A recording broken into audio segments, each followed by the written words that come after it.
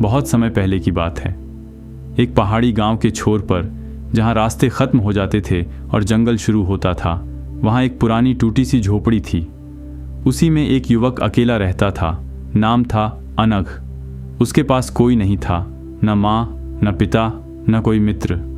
उसने बचपन से ही खुद को संभालना सीखा था। किसी के लिए बोझ न बनना उसका एकमात्र उसूल था। लेकिन यह उसूल धीरे धीरे एक दीवार बन गया था, जिसने उसे सबसे अलग कर दिया था।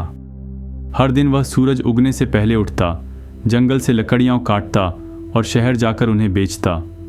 जो पैसा मिलता उससे वह एक वक्त की रोटी लेता और फिर उसी झोपड़ी में चुपचाप लेट जाता।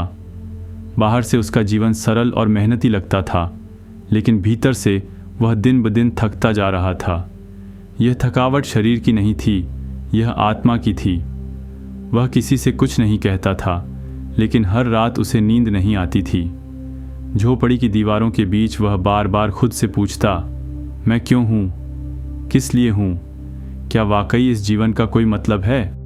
वह चुपचाप जीता रहा, क्योंकि बोलने से कोई फर्क नहीं पड़ता था। लेकिन एक दिन शहर में लकड़ी बेचते वक्त किसी ने उसे धक्का दे दिया। वह ज़मीन पर गिर पड़ा, लकड़ियाँ इधर उधर बिखर गईं और कुछ लोग उस पर हंसते हुए आगे बढ़ गए। किसी ने न मदद की, न माफ़ी मांगी। वो वहीं बैठा रहा, जैसे किसी और ने नहीं, खुद जीवन ने उसे गिरा दिया हो। उस शाम जब वह लौट रहा था, कुछ भीतर टूट चुका था। रास्ते में हर पेड़, हर पत्थर जैसे चुपचाप उसके निर्णय को स्वीकार कर रहा था। वह जानता था कि अब वह इस दोहराव से और नहीं जूझ सकता। उस रात जब पूरा गांव सो चुका था, अनघ अपनी झोपड़ी में अकेला बैठा रहा। एक पुरानी रस्सी उसके पास पड़ी थी। दीवार की बल्ली को नापा, एक स्टूल खींचा, लेकिन कुछ तय करने से पहले वह चुपचाप बैठ गया, जैसे कोई यात्री लंबे सफ़र के बाद अंतिम स्टेशन पर रुककर अपने जीवन की यात्रा को पलट कर देख रहा हो। उसे किसी की ज़रूरत थी, लेकिन किसे पुकारे यह भी नहीं जानता था। और तभी दरवाजे पर एक धीमी सी दस्तक हुई। वह चौंका, इतनी रात इस वीराने में। कुछ पल सोचकर उसने दरवाज़ा खोला। सामने एक साधारण व्यक्ति खड़े थे, सरल वस्त्रों में, शांत मुख और स्थिर आंखें, जिनमें एक ऐसी चुप्पी थी जो शोर से ज़्यादा कुछ कहती थी। वह कोई साधु लगते थे, लेकिन उनकी उपस्थिति में एक गहराई थी। वह थे बुद्ध। बुद्ध ने उसे देखा और कहा, मैं थका हूँ, क्या कुछ देर यहाँ बैठ सकता हूँ। अनघ ने बिना कुछ बोले सिर हिला दिया। बुद्ध भीतर आए और ज़मीन पर बैठ गए।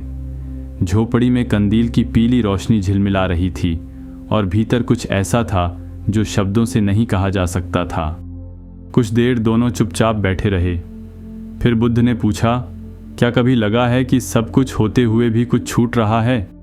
अनघ ने उनकी ओर देखा। ये वही सवाल था जो वह हर रात खुद से करता था, पर किसी और से सुनना, जैसे किसी ने उसकी आत्मा को छू लिया हो। बुद्ध बोले, जब दिया बुझने को होता है तब उसकी लौ कुछ क्षण के लिए और उज्जवल हो जाती है, लेकिन क्या बुझना ही अंतिम सच है, या वह बस एक भ्रम है जो मन ने खड़ा कर लिया है। अनघ ने फुसफुसाते हुए कहा, अगर सब छूट चुका है तो रुकने का क्या अर्थ। बुद्ध बोले, क्या वाकई सब छूट गया है, या तुमने अब तक सबको बाहर खोजा और कभी भीतर नहीं झांका। अनघ चुप था, लेकिन भीतर कुछ हिलने लगा था, जैसे किसी ने बहुत पुरानी धूल को हटा दिया हो। बुद्ध फिर बोले, अगर जीवन को छोड़ना ही है तो उससे पहले एक बार खुद से मिलो। हो सकता है जिससे तुम भाग रहे हो वो तुम हो ही नहीं। बुद्ध धीरे से उठे और चलते हुए बोले, जो रास्ता सबसे अंधेरा लगता है वहीं कभी कभी सबसे गहरी रोशनी मिलती है। बुद्ध चले गए, लेकिन उनकी उपस्थिति, उनके शब्द और उनका मौन झोपड़ी में रह गए। अनघ ने देर तक उस रस्सी को देखा और फिर धीरे धीरे उसे खोलकर एक कोने में रख दिया, जैसे कोई भारी बोझ उतार दिया हो। अगली सुबह पहली बार वह सूरज की रोशनी को महसूस कर पा रहा था। वह उठा, अपने हाथ में एक पुराना कागज़ लिया, कुछ लिखा और झोपड़ी से बाहर निकल गया। वह अब भी अकेला था, लेकिन अब वह अपने साथ था। उस कागज़ पर लिखा था। मैं सब कुछ छोड़ देना चाहता था, लेकिन उससे पहले किसी ने मुझे खुद से मिला दिया। जब तक उस मैं को पूरी तरह न जान लूं, मैं थम नहीं सकता।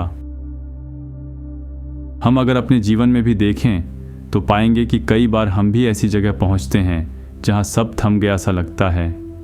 हम सोचते हैं अब और नहीं, लेकिन शायद यही वो समय होता है जहां हमें सबसे पहले अपने भीतर झांकना चाहिए। दुनिया के शोर से परे जब हम खुद से मिलते हैं तो हमें वो मैं मिलता है जो अब तक छिपा था।